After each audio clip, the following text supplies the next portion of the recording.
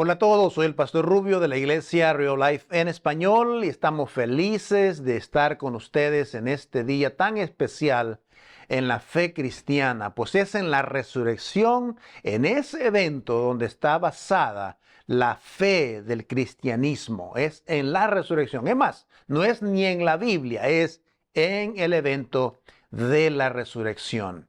Así que donde quiera que nos estés escuchando, te deseamos que pases un feliz día de resurrección con tu familia. Si estás en algún lugar donde tienes una iglesia cerca, por favor, te animamos a que vayas a uno de esos cultos. De lo contrario, bueno, estamos contentos de que te quedes con nosotros también en este momento mientras hablamos de algo muy importante que está relacionado con la muerte y resurrección del Señor Jesucristo. Este día estamos comenzando en realidad una serie de mensajes sobre las últimas declaraciones, las últimas 7 palabras que Jesús pronunció desde la cruz, lo que hemos llamado las palabras más grandes de amor pronunciadas desde la cruz.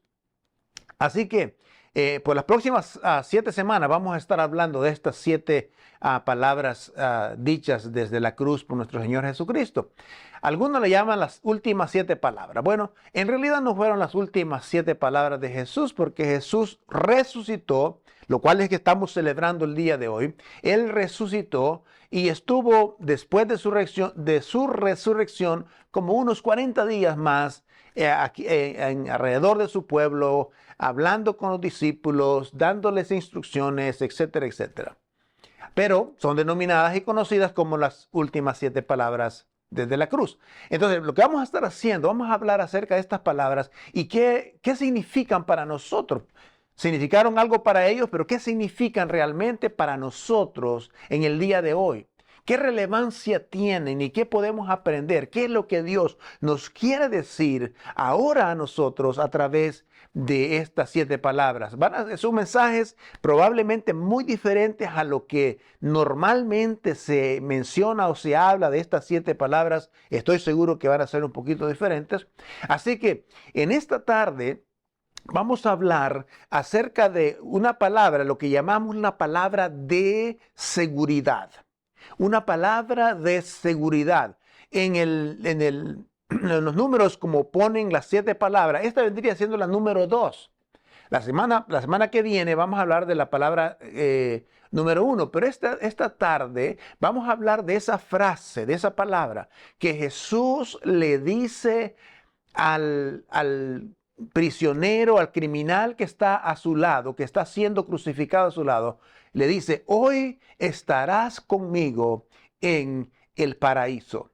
De esa palabra vamos a hablar el día de hoy. Hoy estarás conmigo en el paraíso. Como ustedes saben, en ese escenario que se dijo esta palabra, habían 2 criminales. Lucas es bien específico en señalar en sus documentos de que eran 2 criminales, que da por hecho de que el tercer que estaba siendo crucificado era una persona justa e inocente. Por lo tanto, habían 2 criminales ahí, hay un escenario extraordinario, porque hay 2 respuestas opuestas que se da en este escenario. El primero, recordemos, hay 2 criminales, uno rechaza a Cristo, el otro acepta a Cristo. Uno de ellos decide insultar y blasfemar a Jesucristo e insultarlo. El otro decide más bien humillarse y aceptar a Cristo. Esto cambia totalmente la dinámica de las cosas. Entonces, uno decidió blasfemarlo y contra él, mientras el otro se volvió hacia Jesucristo. Vamos a estar basados en ese capítulo de Lucas, capítulo 23, los versículos vendrían siendo los versículos 39 al 43. Ahora, hay una cosa muy interesante. Hoy estarás conmigo en el paraíso. Normalmente los seres humanos a veces basado en lo que vemos, lo que sucedió con este criminal que se arrepintió ahí en la cruz. A veces tomamos eso como base, los seres humanos, para dejar aquellas cosas importantes para el último momento, lo cual no es recomendable. Pero de hecho es cierto, Dios está detrás de nosotros, buscando la salvación de nosotros, aún hasta en el último momento de nuestra vida. Así es Dios de persistente con nosotros. Pero los seres humanos tendemos a dejar estas cosas tan importantes, tan fundamentales, para el último momento de la vida.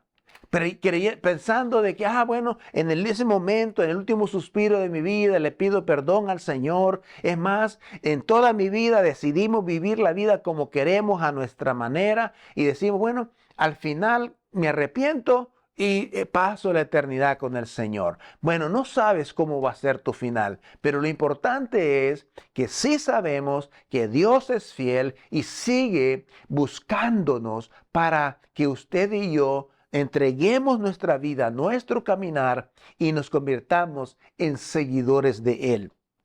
Entonces, Él nos dice cómo podemos estar seguros entonces de nuestra salvación. Esa es la base de lo que vamos a estar hablando. ¿Cómo podemos estar seguros de nuestra salvación? Y al final vamos a hablar cómo puede ser salvo si es que usted todavía no ha pedido perdón de sus pecados y ha decidido entregarse al Señor y seguirle como su Señor y Salvador. Pero la palabra dice que vamos a ver por lo menos ahora cinco aspectos que usted necesita conocer. Que este prisionero que estaba a un lado de Jesús tuvo que saber. Él debió saber estos 5 aspectos que son fundamentales para poder estar seguro de que tienes a Cristo en tu corazón. Y el texto de Lucas 23, 39 al 43 dice lo siguiente. Uno de los malhechores que colgaban junto a Jesús lo insultaba y dice: así que tú eres el Mesías, demuéstralo salvándote a ti mismo y de paso a nosotros también. Pero el otro malhechor lo reprendió. ¿Es que no temes a Dios ni siquiera cuando estás muriendo? Nosotros merecemos morir por nuestras malas acciones, pero este hombre, dice, no ha hecho nada malo. Luego dijo: Jesús, acuérdate de mí cuando vengas a tu reino. Y Jesús le respondió: te aseguro que hoy estarás conmigo en el paraíso. Ese es el texto donde está redactado de lo que estamos hablando el día de hoy. Entonces, este hombre, este malhechor, debía saber algunas cosas importantes, y lo cual creo que usted y yo necesitamos saberlas también para poder estar seguros de nuestra salvación, pero también, si no tienes a Cristo todavía, cómo puedes ser salvo. Entonces, el primer aspecto que usted y yo necesitamos saber es que después de la muerte, nosotros vamos a tener que enfrentar el juicio de Dios. Es así. Está escrito en el libro de Hebreos, incluso en el capítulo 9, versículo 27. Dice que está establecido que el hombre muera una sola vez y después el juicio. Así está establecido. No hay vuelta. Cada uno de nosotros, sin importar tu color, sin importar tu estatus social, sin importar quién seas, cada ser humano tendrá que enfrentar el juicio de Dios al final, después de que hayamos muerto, si es que morimos físicamente antes que Cristo venga. Hay una cosa interesante, y especialmente será un encuentro bastante agridulce para muchos, pero también será muy complicado para aquellos que cuando enfrenten el juicio de Dios no se encuentren escritos en el libro de la vida. Será una historia completamente diferente. Por lo tanto, esto es importante saber. Y este criminal dice: ¿No temes a Dios ni siquiera cuando estás a punto de morir? No temes a Dios, no te das cuenta. Dice lo que está diciendo, no te das cuenta de que la gravedad de tu situación.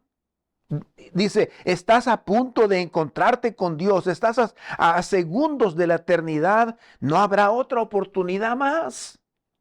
¿No te das cuenta de la gravedad del problema que vamos a tener que enfrentar? Ahora sí, el verdadero juicio.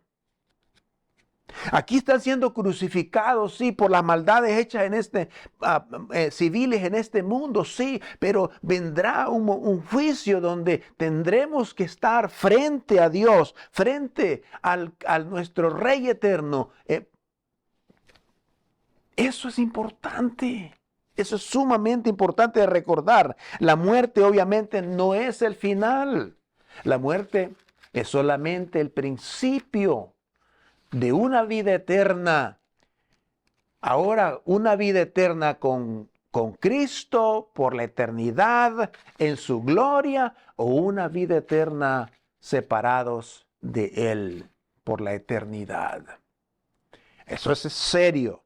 Por eso, ese versículo que acabamos de mencionar, porque está establecido que el hombre muera una sola vez y después el juicio.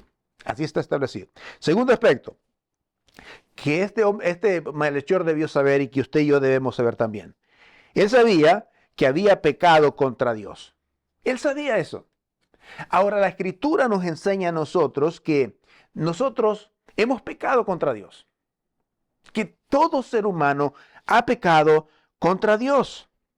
Ahora, tú y yo debemos saber de que hemos pecado contra Dios. En su declaración dice que merecemos hablar del otro criminal. Merecemos morir por nuestras malas acciones. Él dice, nosotros hemos hecho mal, hemos infringido, hemos pecado. Y esto es importante, que el pecado contra Dios nos separa de Dios. Por eso es que Cristo vino a morir en esa cruz y resucitar, lo cual hoy estamos celebrando de que Él resucitó. Es una promesa, pero tenemos que confesarlo también. La palabra confesar significa que estamos de acuerdo con lo que Dios dice en cuanto a mi pecado. Admito el pecado. Admito que estoy mal, admito que he mentido, admito que he hecho cosas extrañas. Eso es estar de acuerdo con Dios en cuanto a lo que Él piensa del pecado. Entonces es importante saber de que que hay pecado, y eso es uno de los primeros aspectos que es importante recordar. Es que todos hemos pecado y estamos destituidos de la gloria de Dios, como dice Romanos capítulo 6, versículo 23. Pero también tiene algo extraordinario ahí que dice, mas la dádiva de Dios es vida eterna. Romanos 3, 23. Mas la dádiva de Dios. Entonces, ahora es importante entender esto, de que si el hombre, por su pecado, no puede entrar al reino de los cielos, al menos que ese pecado sea perdonado, confesado y perdonado por nuestro Dios. De lo contrario, no habrá perdón. Entonces, es importante que Jesús dijo que todos nosotros, de alguna forma u otra, hemos fallado. No hay ninguna persona justa en este mundo. Ninguno. Entonces, primero, debemos saber de que va a haber un juicio después de la muerte. Segundo, que hemos pecado delante de Dios. Y tercero, él sabía que Jesús era más que un hombre.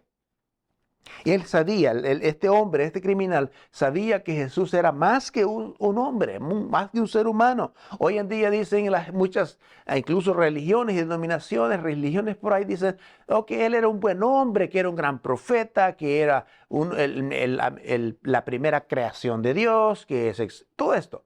No.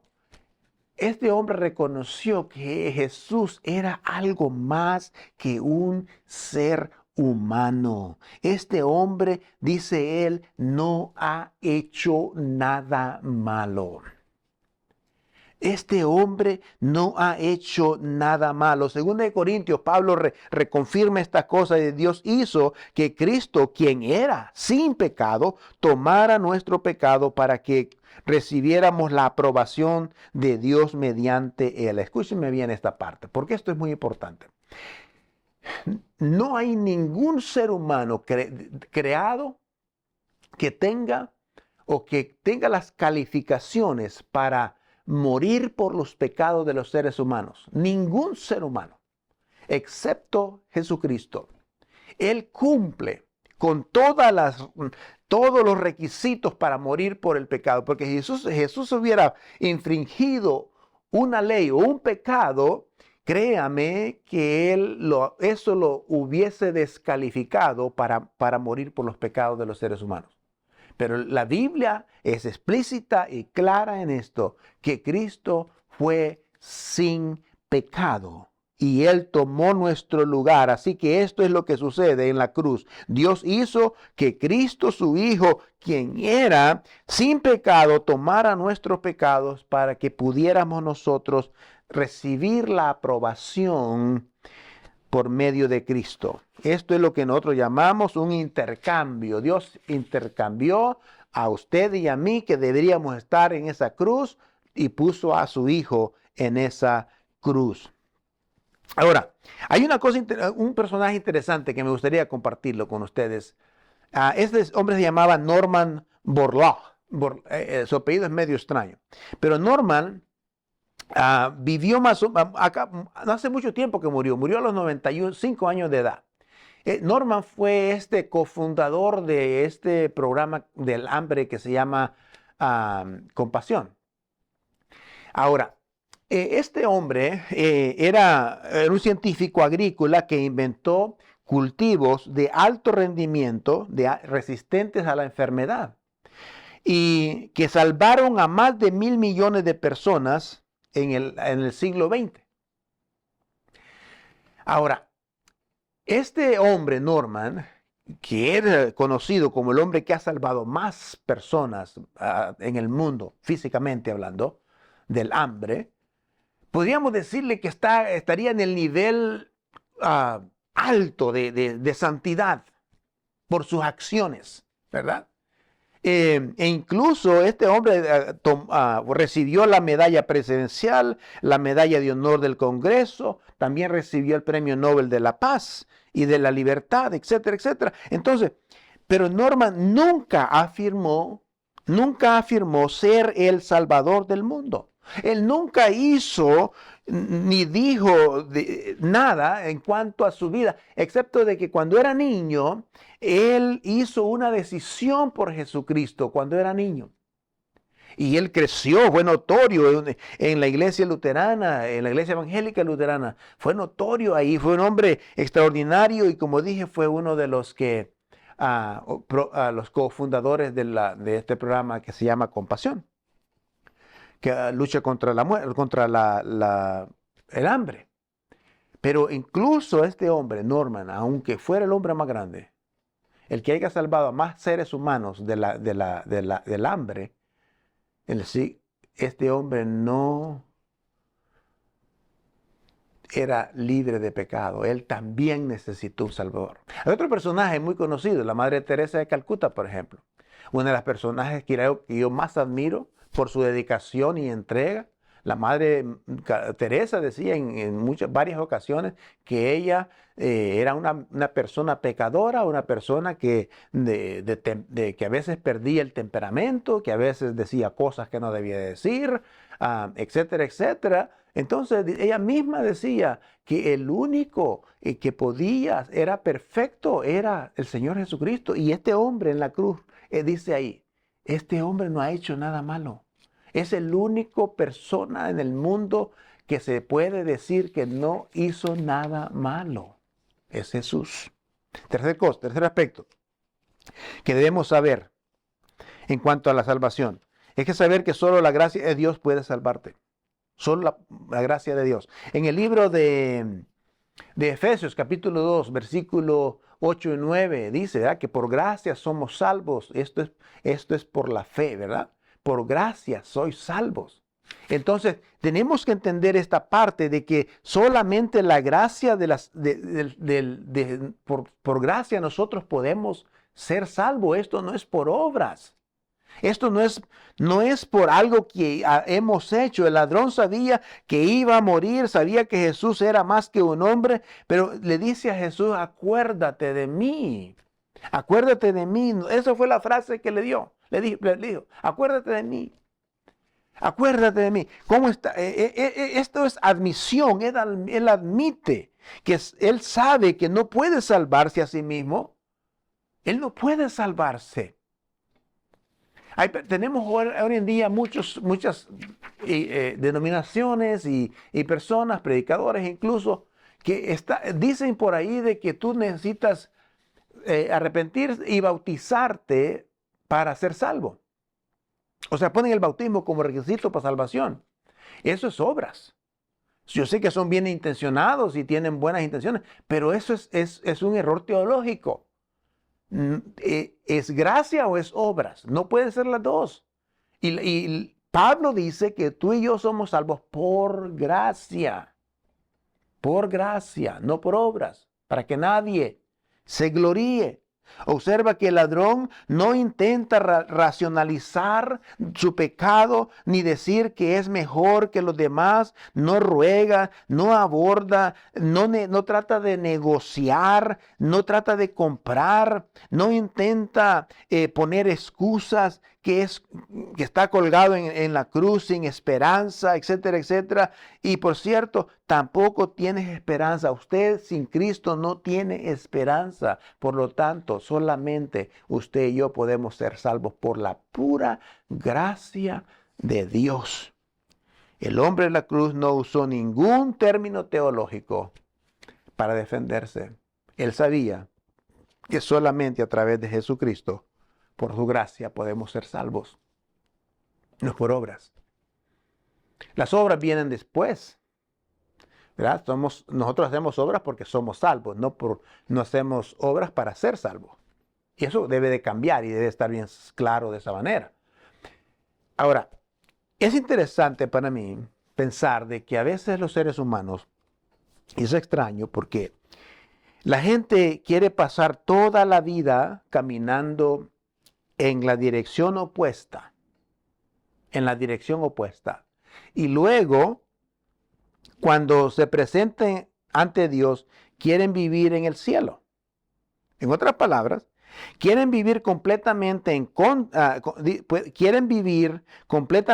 Dios, porque todos quieren rechazar a Dios en la tierra. Todos queremos rechazar a Dios en la tierra. No queremos nada con Él en la tierra, pero interesantemente, después de la muerte, queremos vivir en la eternidad con Él. ¿Cómo está eso? O sea, no es lógico ni tiene sentido en ningún aspecto, ¿verdad? A veces queremos vivir a nuestra manera, pero ya cuando viene el momento de la muerte queremos vivir con Él. Entonces este hombre reconoció que solamente se puede ser salvo por gracia. Creo que es quinto aspecto ya. El quinto aspecto es que Jesús, él sabía que si él le pedía esto a Jesús, él podía ser salvo. Entonces, usted y yo debemos saber de que Jesús me salvará si yo se lo pido. Y esto está establecido. Jesús puede salvarlo si usted se lo pide. Mire, este hombre en la cruz, no le dijo a Jesús, ¿puedes librarme del dolor? No le dijo, Señor, ¿me puedes librar de la crucifixión incluso? El otro quería que lo bajara de la cruz. Este no dice eso. Él no dice, Señor, ¿me puedes bajar de la cruz? ¿Me puedes librar incluso de la muerte que estaba por suceder? Jesús, ¿me puedes librar del dolor? ¿Me puedes sanar? ¿Sabe por qué Él dice esto? Porque este hombre reconoce que el mayor problema que él tiene en ese momento no es la crucifixión, no es los golpes ni los clavos. Es un problema espiritual que necesita ser solucionado. Necesita arreglar esa parte. Por eso es que él va a decir esa frase, ¿verdad? Acuérdate de mí.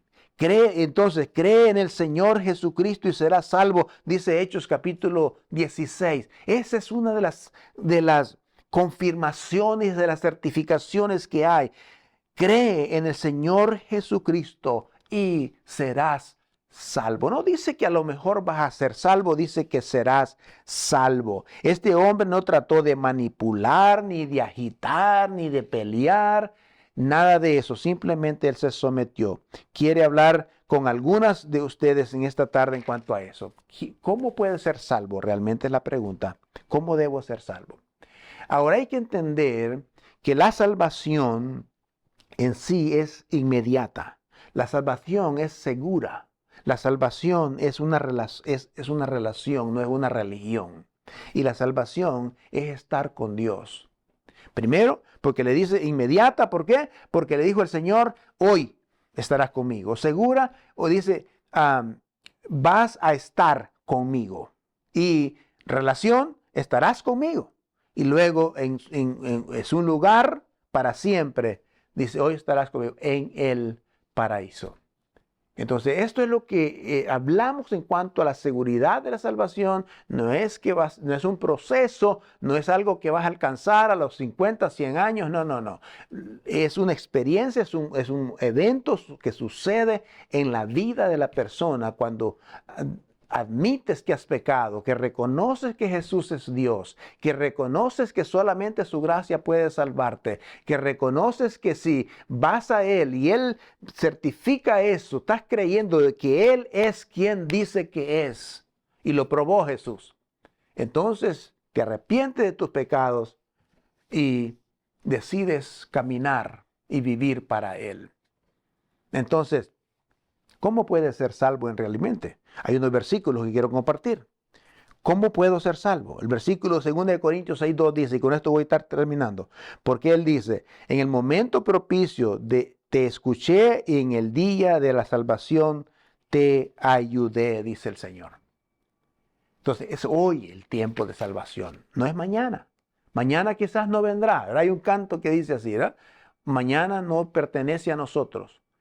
Y yo quiero que usted, si todavía no has pedido perdón a Jesús por tus pecados y decidido seguirle, quiero animarte a que pidas al Señor perdón y Él va a escribir tu nombre en el libro de la vida.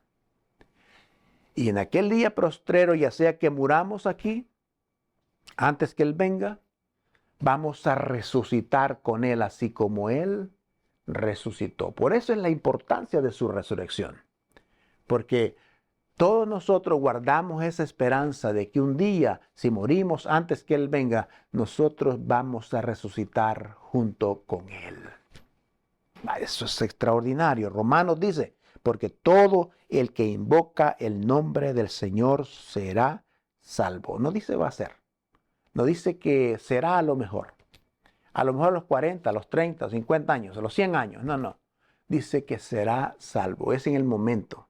Si usted me está escuchando y usted le dice al Señor, Señor, perdona por mis pecados, reconozco que tengo pecado en mi vida y te pido perdón y prometo seguirte como Señor y Salvador de mi vida, déjame decirte que eso es lo que se requiere solamente para ser salvo. Pedir y el Señor lo va a dar. Porque la salvación depende de Él, no depende de tu obra, de tus acciones, depende del sacrificio que Él hizo en la cruz por nosotros.